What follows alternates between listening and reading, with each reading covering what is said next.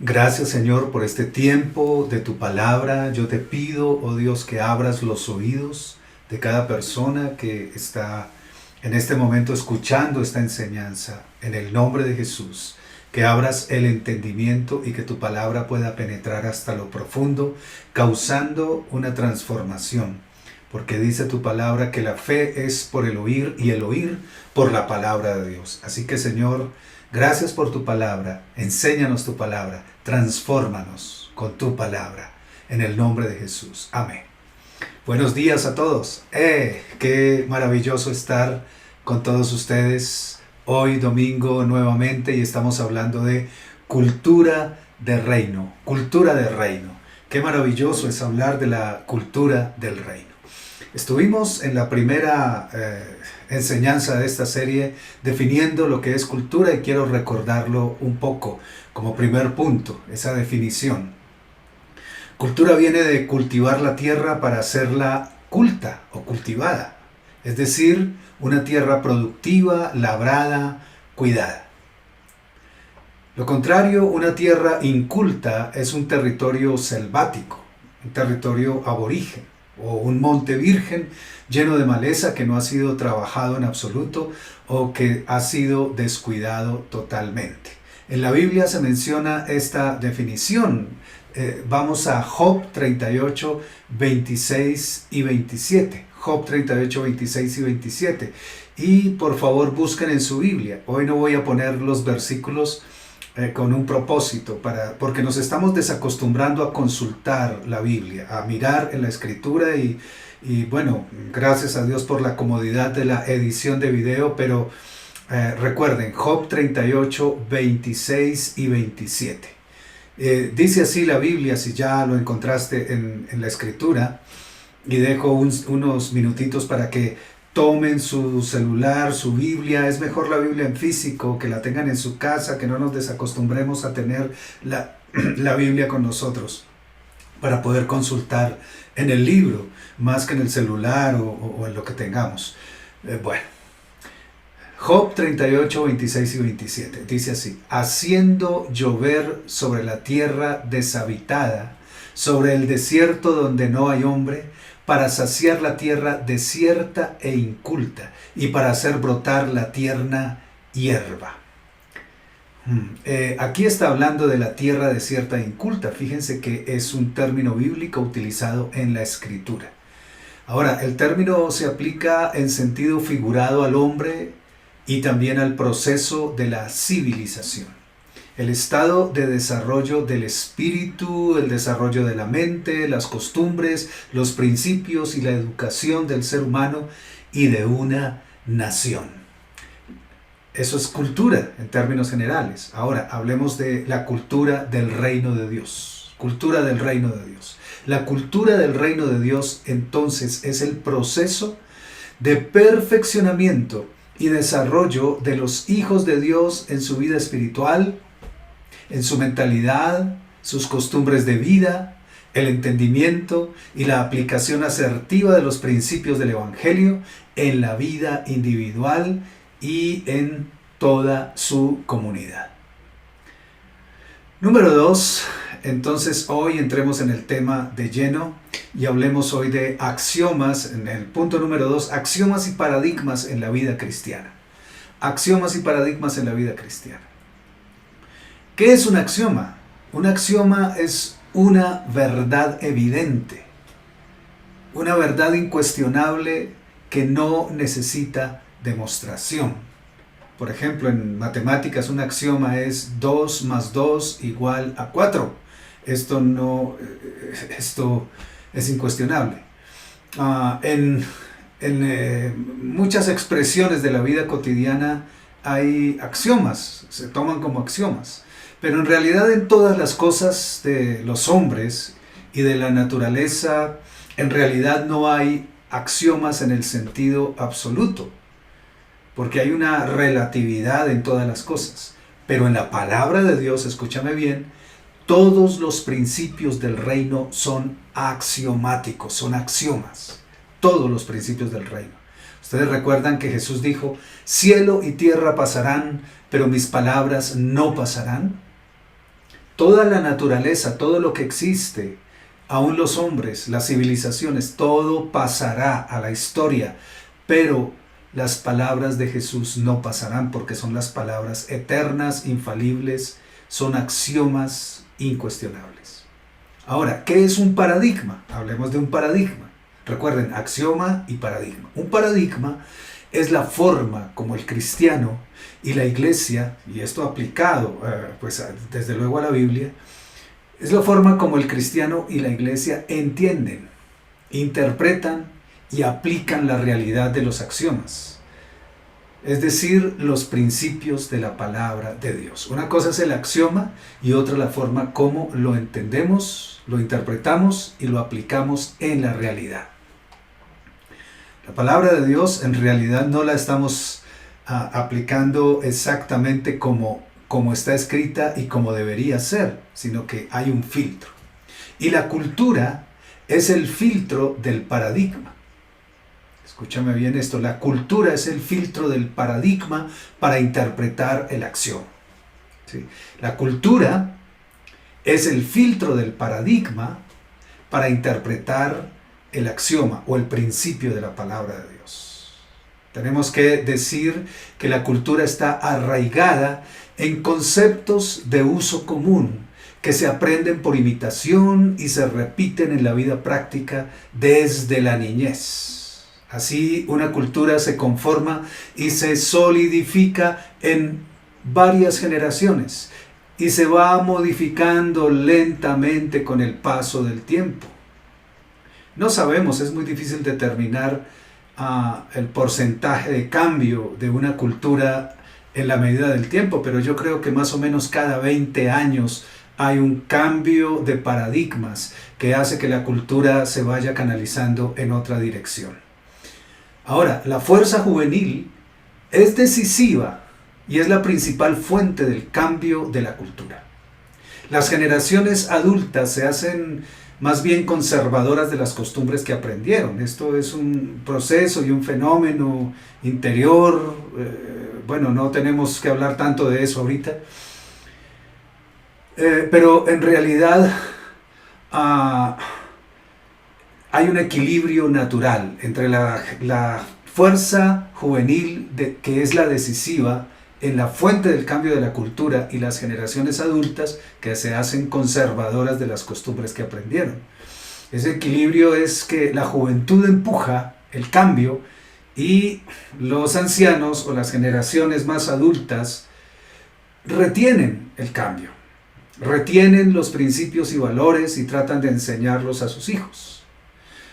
Así que podemos ver que todo fluye a saltos en medio de las bases fijas de fortalezas mentales. Ahora, esa separación entre la fuerza juvenil y las otras generaciones se llama una brecha generacional, y esa brecha generacional produce un rompimiento en la transferencia del legado para construir, para seguir construyendo las naciones en la base de su cultura. Esa brecha generacional es un aliado de la producción de escombros generacionales, de lo cual nos habla en Isaías 61:4. Se produce una nación resquebrajada por muchas generaciones, una nación en ruinas con una cultura que viene a ser un desastre. En Isaías 61:4 leemos Isaías 61:4. Dice así: reedificarán las ruinas antiguas y levantarán los asolamientos primeros y restaurarán las ciudades arruinadas, los escombros de muchas generaciones. Fijémonos, porque vamos a estar citando algunas palabras de aquí, y son 4 cosas o 4 fortalezas que se producen como el efecto de destrucción dentro de las sociedades, y lo que se destruye precisamente es la cultura. Allí es donde se encuentran esas ruinas. Punto número 4, el ensamble generacional para reformar la cultura. El ensamble generacional para reformar la cultura.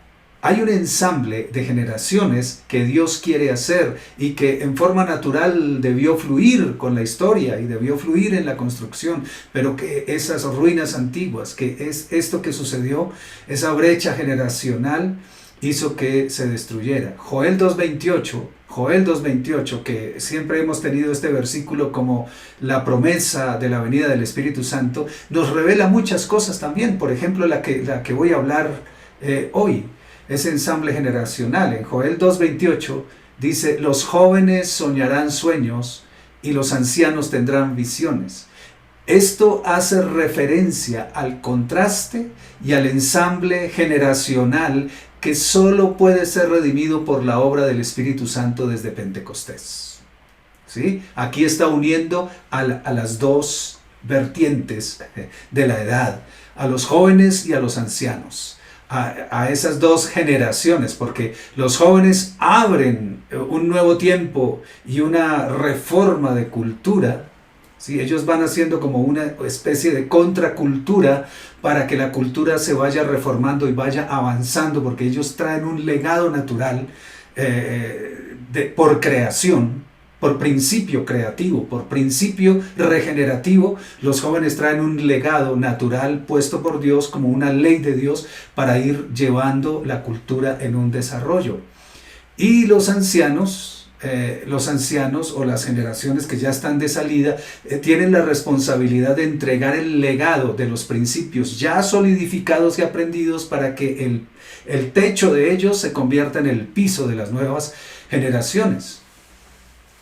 Pero resulta que esa brecha generacional, ese rompimiento, esos conflictos, todos estos problemas impiden que la cultura avance.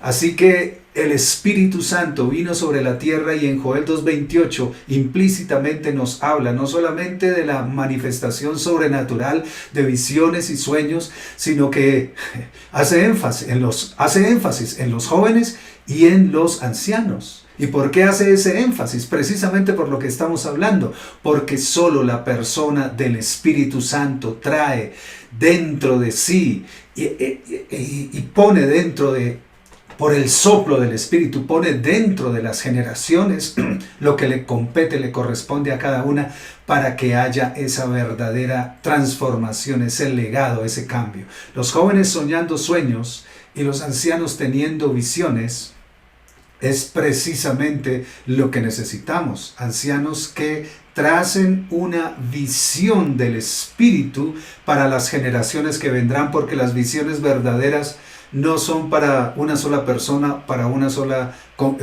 generación. Las visiones de Dios son para varias generaciones, para que haya trascendencia y haya edificación paulatina, generacional. Edificación que pasa a los hijos, a los nietos y a las siguientes generaciones, porque Dios tiene el principio de 4, el principio generacional de 4. Cada 4 generaciones se solidificaría algo bueno, pero lo que ha sucedido en las culturas es que cada 4 generaciones Dios tiene que visitar la maldad de los padres sobre los hijos, como dice la Escritura en Éxodo 20, léelo ahí en Éxodo 20. Ahora, número 5, hablemos de lo que son las fortalezas mentales. Las fortalezas mentales.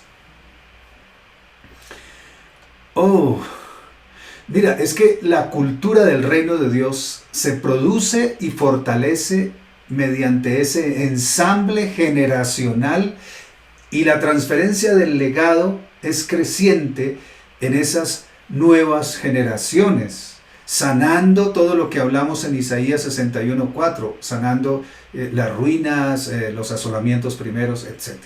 Y ahora tenemos que ver las fortalezas mentales que existen dentro de la cultura.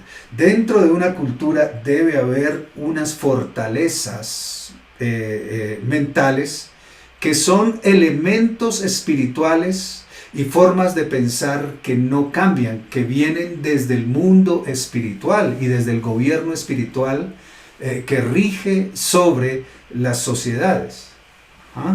Estos elementos espirituales en la cultura se llaman fortalezas mentales, Pero desde luego en todas las culturas paganas esas fortalezas mentales son mayoritariamente del enemigo.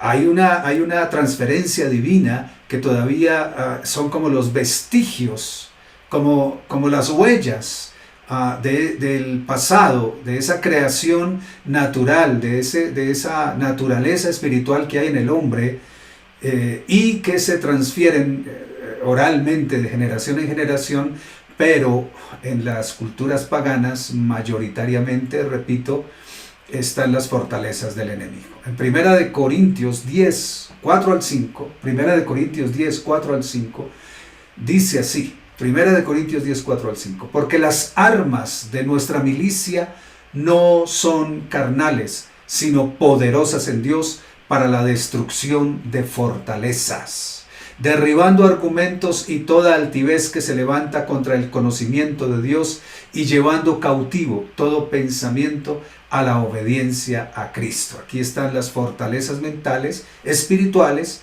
que se mantienen incólumes, firmes, porque son espirituales. Lo espiritual no se cansa, no se cambia, solamente se cambian los paradigmas. Lo espiritual son principios axiomáticos que permanecen allí, pero lo natural de los hombres es paradigmático, va cambiando de acuerdo a la moda, de acuerdo a muchas cosas, de acuerdo a los gustos.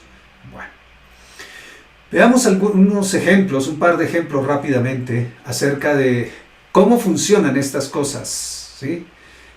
Veamos, un axioma bíblico: amaos los unos a los otros. Analicemos ese axioma bíblico: amaos los unos a los otros. Eso está en la palabra de Dios. Ahora analicemos cómo lo entienden diversas culturas y cómo se da el cambio cultural. Por ejemplo, veamos la cultura hippie sesentera, cultura hippie sesentera.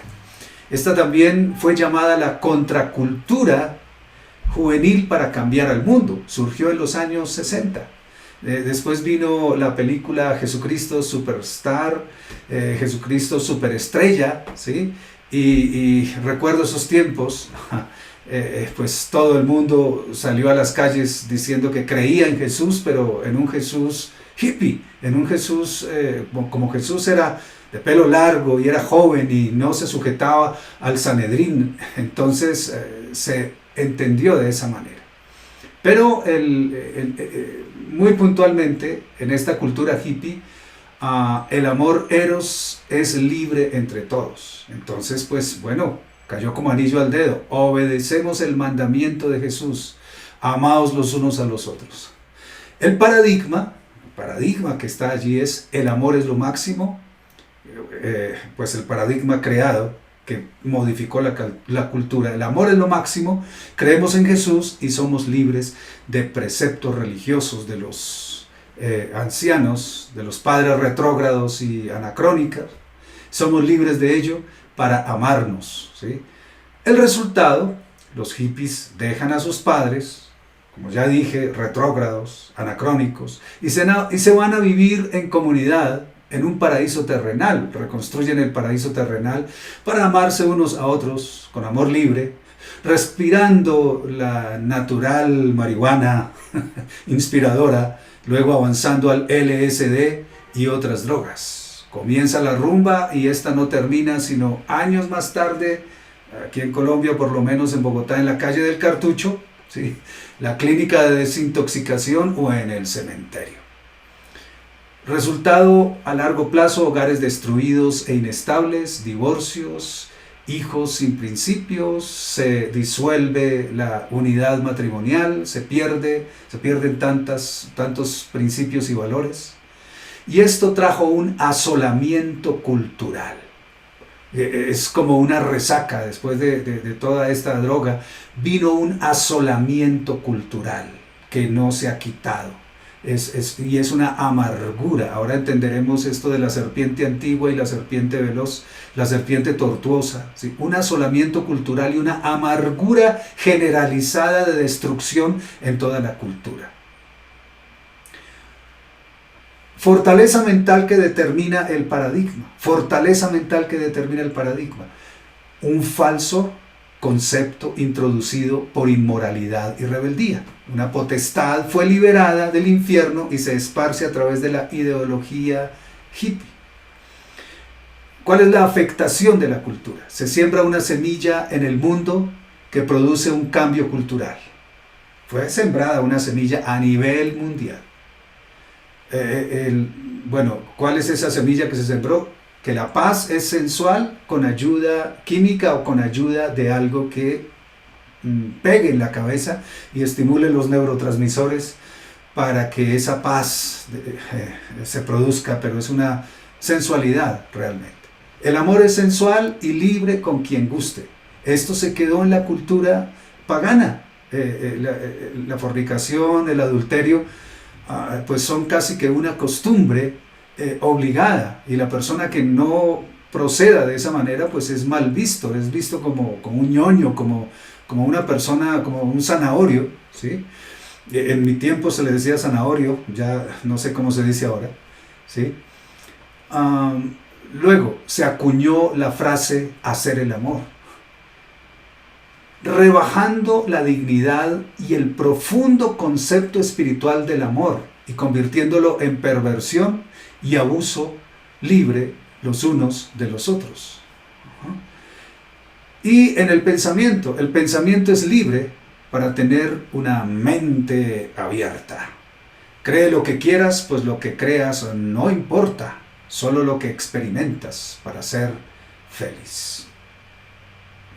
Es interesante notar que la contracultura hippie surgió en San Francisco, California, y más tarde en el mismo San Francisco surgió un nivel más profundo, el satanismo. Es que allí se abrió un portal para el mismo infierno para que el diablo pudiera actuar sobre toda la humanidad, y se estableció una fortaleza mental que se transfiere y que ahora es sostenida por espíritus en medio de la cultura, como dice la Biblia también. No cito en este momento el versículo por tiempo, como dice que el enemigo ha cegado el entendimiento de los incrédulos para que no puedan entender nada, ni entender la palabra de Dios, ni entender de qué son esclavos. Ahora, después de la cultura hippie, vino la cultura satánica, por un lado, y por el otro la cultura hedonista, ¿sí? Aunque existen muchas ramificaciones, la cultura hedonista, es decir, el vivir solo para sentir placer. Toda esta cultura anterior del idealismo juvenil y de todo esto se perdió y se quedó solo el hedonismo. ¿Y saben qué pasó? Todo partió de una mala interpretación del principio o del axioma enseñado por Jesús.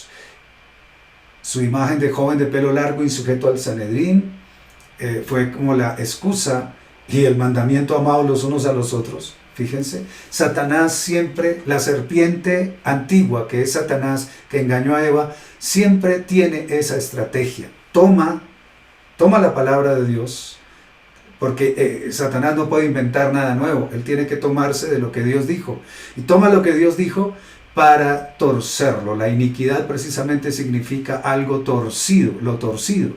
Y el misterio de la iniquidad es que Satanás retorció los principios verdaderos de la palabra de Dios, los retorció en Eva, en el oído de Eva, y luego en el oído de Adán, que guardó silencio y no confrontó a la serpiente con la verdad. Pero nosotros, los hijos de Dios, somos llamados a confrontar a la serpiente con la verdad. Miremos un segundo ejemplo. La cultura religiosa tradicional. Amaos los unos a los otros en la cultura religiosa tradicional. El paradigma: Dios es un Padre lejano, castigador, hay que agradarle con cuidado, es un ser que infunde temor, más que temor, miedo.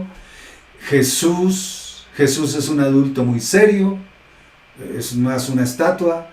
Es un ser sufriente y ensangrentado, pero no tiene como la apariencia de joven, sino más bien como de un viejo entrado en años, sufrido, demacrado, ¿sí? Sufriente y lleno de sangre, y está colgado en la cruz todo el tiempo. Y hay que acercarse a él con mucho respeto, guardando la distancia y sin hacer un ruido, con una actitud religiosa solo para pedirle favores. Resultado. ¿Cuál es el resultado en la cultura? El amor es solo un saludo entre hermanos y un saludo muy recatado, pero el amor está frío. Diríamos que hay tanto amor como entre los muertos del cementerio entre sí. Hay distancia, hay temor de hombres, no hay amor. El amor no puede hacer nada. El amor solamente es un brochazo, son palabras. Es una religiosidad hipócrita y una falsa santidad. Es un continuismo cultural. Es una iglesia inocua, es decir, sin fruto en el mundo y sin ningún poder de transformación. Realmente la iglesia aquí está separada del mundo secular y es solamente una cosa cultural, apartada, es un culto a un Dios lejano, bravo con el mundo y que sigue bravo. Un falso concepto religioso de Dios, transmitido por las religiones paganas antiguas. Los dioses, es decir, los ángeles caídos, demandaban desde las tribus indígenas y en las religiones paganas, demandaban sangre de sacrificios humanos tratando de imitar la muerte de Cristo. Y en realidad lo que hacían era torturar al pueblo, infundiéndole miedo y haciendo que ellos le adoraran por la fuerza, trayéndole muchas cosas, trayéndole sacrificios humanos. Es el legado de muchas generaciones de religiosidad incorrecta, falsa. Ahora, la fortaleza mental que introduce ese paradigma, ¿qué fortaleza mental? Un falso concepto religioso de Dios transmitido precisamente por esas religiones paganas antiguas. La afectación de la cultura. ¿Cómo queda afectada la cultura? Y queda afectada permanentemente, así como vimos en el ejemplo de la contracultura del hipismo. Mandamientos de hombres. Religiosidad, más religiosidad y encima más religiosidad. Brecha generacional, los jóvenes no quieren creer en estos padres religiosos. Comodidad social en paradigmas religiosos inocuos. Rebelión e incredulidad, etc.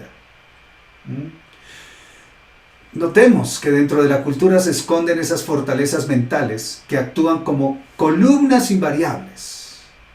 Esas fortalezas fueron sembradas por Satanás y su sistema espiritual desde el Génesis y se sostiene en todos los príncipes invisibles de este mundo, como dice la escritura en Efesios 6, que no tenemos lucha contra carne y sangre, sino contra principados, contra potestades, contra huestes espirituales de maldad en las regiones celestes. Efesios 6:12. Efesios 6:12. Número 6, punto número 6.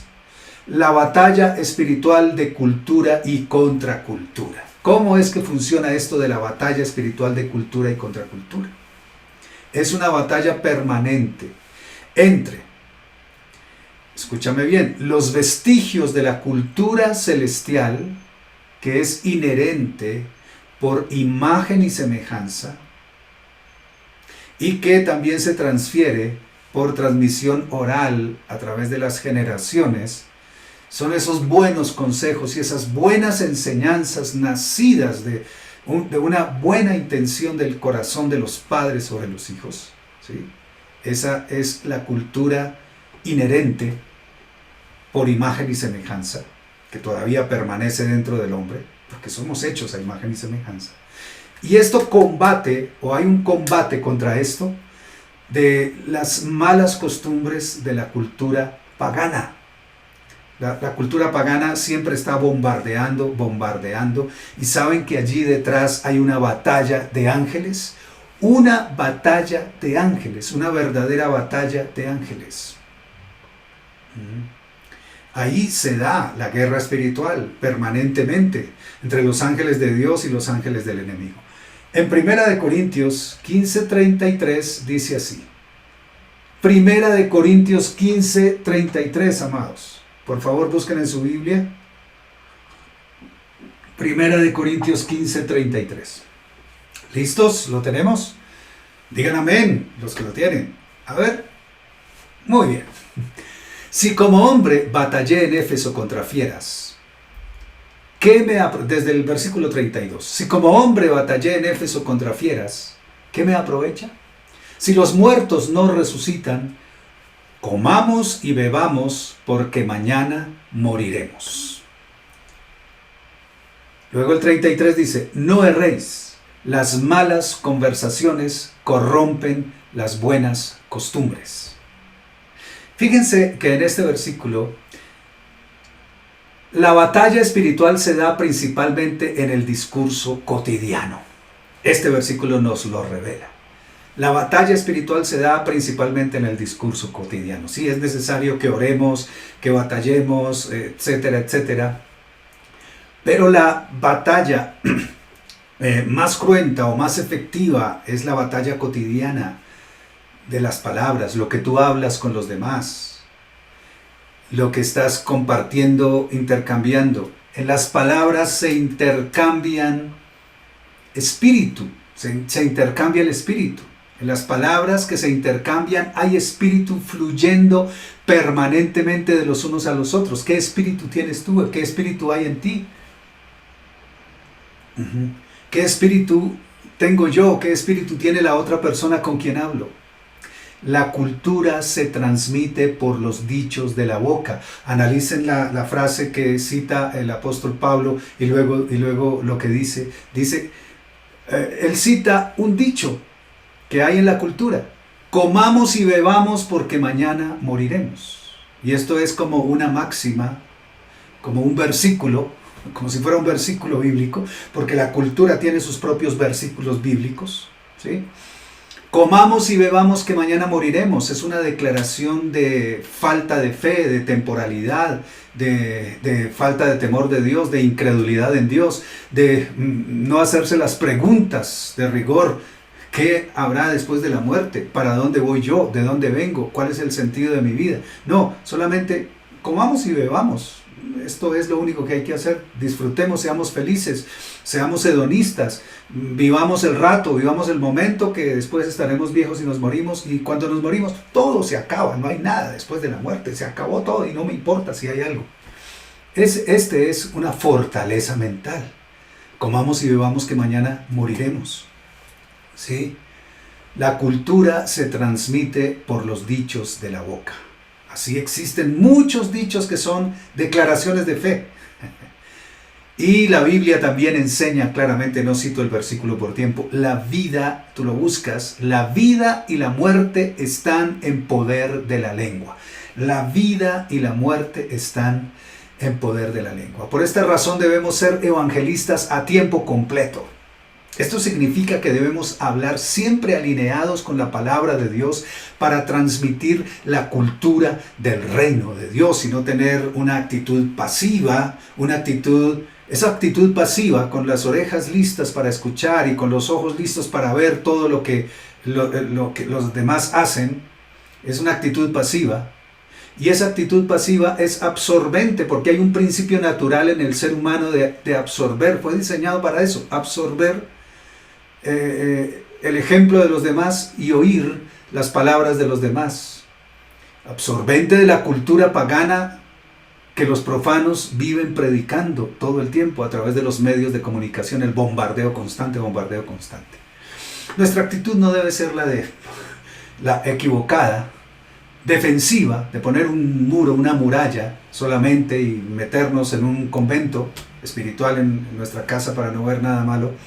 No, debe ser una actitud conquistadora, agresiva, de transferencia. Nosotros transferimos la cultura del reino a los demás, la palabra y el modelar de las acciones. Miren, esta pandemia nos ilustra cómo funciona el asunto. El verdadero tapabocas no es el de los pulmones tanto. Sí, claro, debemos usar el tapabocas en este tiempo, nadie deje de usarlo porque se contagia, pero estoy hablando de manera parabólica. Y es que el verdadero tapabocas es el del espíritu, porque del corazón del hombre sale, dice Jesús, salen las cosas que contaminan al hombre, no son las que entran, sino las que salen realmente. Nosotros, los hijos de Dios, trabajando para el reino de Dios en la vida cotidiana, Somos la verdadera contracultura. Y escúchame bien, somos la contracultura contra la cultura de este mundo. Repito ese principio. Somos la contracultura contra la cultura de este mundo, porque la verdadera cultura es la cultura del reino de Dios. Sé contracultura. Fíjate que los jóvenes tienen fuerza para imponer la cultura. Por ejemplo, en estos días, en este tiempo, la cultura de la rebelión y levantarse. Y son tan fuertes en establecer eso y en transferir eso que los demás jóvenes, sin darse cuenta, se van impregnando de ello, de una ideología, y van siguiendo al flautista. Van detrás del flautista de Hamelin y todos van corriendo allá detrás a hacer todo lo mismo. Y es una cultura muy antigua, la de la rebelión juvenil. Pero ¿cómo los cristianos no estamos transfiriendo la cultura, sino encerrados en nuestras iglesias y no estamos llegando a estas personas? En Romanos 12:2 la Biblia dice lo siguiente, Romanos 12:2. No os conforméis a este siglo, sino transformaos por medio de la renovación de vuestro entendimiento, para que comprobéis cuál sea la buena voluntad de Dios, agradable y perfecta. ¿Sí? Mira, sin el tapabocas bíblico, el virus cultural va directo al entendimiento para conformar la cultura. La palabra no os conforméis, conformarse es susquematizo,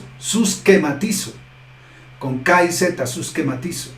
Y significa dar la misma figura o apariencia de un patrón establecido. Dar la misma figura o apariencia de un patrón establecido. Quiero decirles, y ya para redondear y finalizar, hay dos gobernadores de tinieblas invisibles asignados por la serpiente antigua que engañó a Eva y que produjo este mecanismo de engaño que ya les expliqué. Y esos dos gobernadores están en Isaías 27:1. Isaías 27:1. Por favor, leemos, busca en tu Biblia Isaías 27:1. En aquel día Jehová castigará con su espada dura, grande y fuerte, al leviatán serpiente veloz y al leviatán serpiente tortuosa, y matará al dragón que está en el mar. Ahora, no tengo el tiempo de explicar cada una de las serpientes y el dragón, pero el dragón es Satanás, y la serpiente veloz es ese espíritu gobernador de tinieblas, porque ¿qué hacen los gobernadores de tinieblas? De Efesios 6:12, cuando dice principados, potestades, gobernadores de tinieblas, hay una clasificación diversa. Los gobernadores de tinieblas son de nivel mundial y tienen la asignación de la serpiente de transferir en el mundo, esparcir en el mundo la mentira del enemigo para reformar la cultura, para deformar la cultura y destruirla y dejarla en ruinas. La serpiente veloz es la responsable de la transmisión de rápido contagio a través de las palabras que corrompen. Rápido contagio a través de las palabras que corrompen las buenas costumbres y que corrompen al que está desprevenido y que no tiene defensas espirituales. Una transmisión de rápido contagio, así que estamos usando la figura del coronavirus, ¿sí? Vuela. La serpiente veloz es una serpiente voladora. Si tú te das cuenta, cuando los papás ya van a tratar de enseñar a sus hijos adolescentes las cosas como son, ellos ya saben más que la abuelita de ellos. Ellos ya conocen todo, pero de mala manera. Tienen una mente tan veloz, pero esto también concuerda con la serpiente veloz. Los principios son más lentos. Fijar los principios y construir es más lento y tiene más trabajo que destruir. La destrucción es rápida. Acabar con algo es muy rápido. A toda velocidad se puede destruir algo, pero es lento reconstruir lo que fue roto, lo que fue dañado. Ahora, gloria a Dios que contamos con el poder del Espíritu Santo. Pero bueno, Termino con el punto número 7. Punto número 7. Y quiero citar la escritura del Antiguo Testamento, y ahora olvidé poner la cita bíblica y va a aparecer allí, y dice así: cuando Jehová tu Dios te haya introducido en la tierra en la cual entrarás para tomarla, y haya echado de delante de ti a muchas naciones, al Eteo, al Gergeseo, al Amorreo, al Cananeo, al Fereceo, al Heveo y al Jebuseo, 7 naciones mayores y más poderosas que tú, y Jehová tu Dios las haya entregado delante de ti y las hayas derrotado, las destruirás del todo. No harás con ellas alianza, ni tendrás de ellas misericordia, y no emparentarás con ellas. No darás tu hija a su hijo, ni tomarás a su hija para tu hijo, porque desviará a tu hijo en pos de mí y servirá a dioses ajenos, y el furor de Jehová se encenderá sobre vosotros y te destruirá pronto.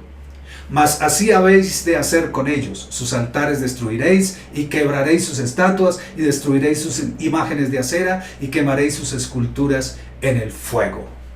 Estas 7 naciones son las 7 culturas, y con eso terminamos para seguir profundizando en este tema de la contracultura que cambia las 7 culturas, porque la cultura del reino de Dios es la contracultura contra las 7 culturas milenarias que hay en toda civilización. Aquí el Señor no estaba hablando solamente de los gergeseos, jebuseos y todos ellos para ese tiempo, sino que está hablando de ese tipo de culturas representativas en la historia antigua que permanecen en esos fortalezas mentales invariables.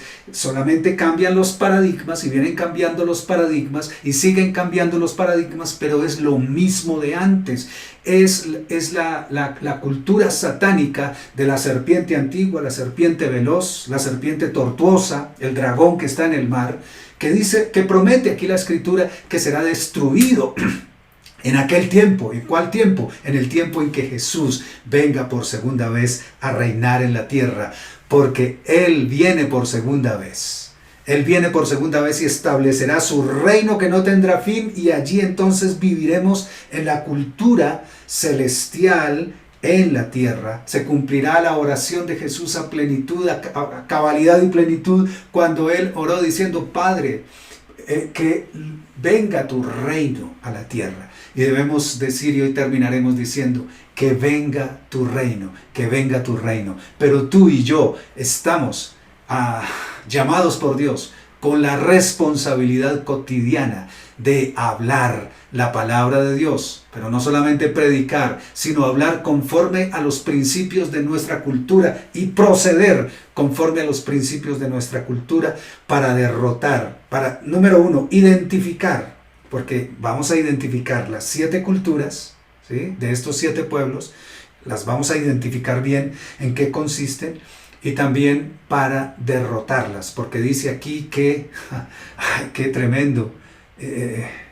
Dice aquí que no emparentarás con ellas, no nada de eso, sino que destruirás totalmente esas culturas. En el Antiguo Testamento fue tipificado mediante la destrucción directa, pero la destrucción física. Pero esta es una tipología de la destrucción espiritual de todas esas fortalezas mentales mediante la cultura del reino de Dios. Una contracultura de choque y de transformación a través del verdadero amor, el amor entendido según la revelación del Espíritu Santo. No un amor inocuo, religioso, que no hace nada, sino el amor ágape. El amor de Cristo hecho realidad, derramado en nuestros corazones y hecho realidad para una transformación sostenible de la comunidad en donde vivimos.